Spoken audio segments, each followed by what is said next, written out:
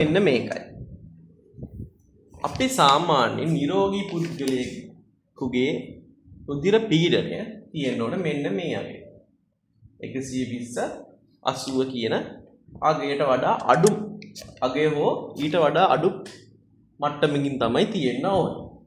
මේ අංක මොනවද කියලා මේ වැඩි දැනගන්න ඕනේ නෑ. මේ සිස්ටොලික් ප්‍රෙෂර් එක මේ ඩයස්ටොලික්. හරිද? සාමාන්‍යයෙන් අපි රුධිරය මනිනකොට මේ වගේ අංක දෙකකින් තමයි ඉදිරිපත් කරන්නේ. එතකොට නෝමල් අගය තමයි මෙම වැලියු එකට වඩා අඩු ගාණක්.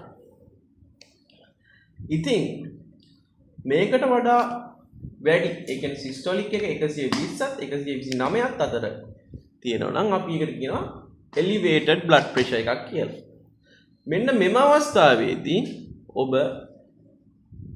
ඔබගේ රුධිර පීඩනය ගැන අවධානයක් යොමු කර යුතුයි. මොකද මෙම තත්ත්වයෙන් පස්සේ රුධිර පීඩනය මෙන්න මේ stage 1 stage 2 කියන hypertension කියන තත්ත්වයට එන්න පුළුවන්. එසේනම් ඔබ මෙන්න මේ elevated තත්ත්වයට ආවොත් ඔබගේ රුධිර පීඩනය පාලනය කිරීම සඳහා ක්‍රියාකාරකම් කළ යුතු වෙනවා. ඒක අපි කතා කරමු.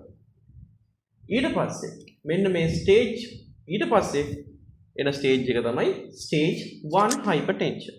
ඒ කියන්නේ මේ systolic blood pressure එක 130ත් 139ත් diastolic එක 80ත් 89ත් අතර. මෙම අවස්ථාවට එනකොට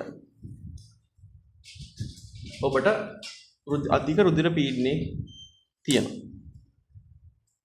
සහ ඔබට වෙනත් යම් රෝගයක් තියෙනවා නම් උදාහරණයක් විදිහට හදවත් ප්‍රශ්න, අංශභාගය, දියවැඩියාව වගේ වෙනත් රෝග තියෙනවා නම් ඔබට මෙම රුධිර පීඩනය වැඩි. එහෙනම් ඔබ මෙයට ප්‍රතිකාර ගත යුතු වෙනවා. හැබැයි ඔයාලට සාමාන්‍ය නිරෝගී පුද්ගලයෙක් නම් ඔබ තාමත් ප්‍රතිකාර වලට යෑමේ අවශ්‍යතාවයක් නැහැ මෙම රුධිර පීඩනයත් එක්ක. stage 2 hypertension කියන්නේ සිස්ටොලික් එක 140ත් ඩයස්ටොලික් එක 90ටත් වඩා වැඩි අවස්ථාවලදී ඔබ අනිවාර්යයෙන්ම ප්‍රතිකාර සඳහා යොමු වෙන්න ඕනේ.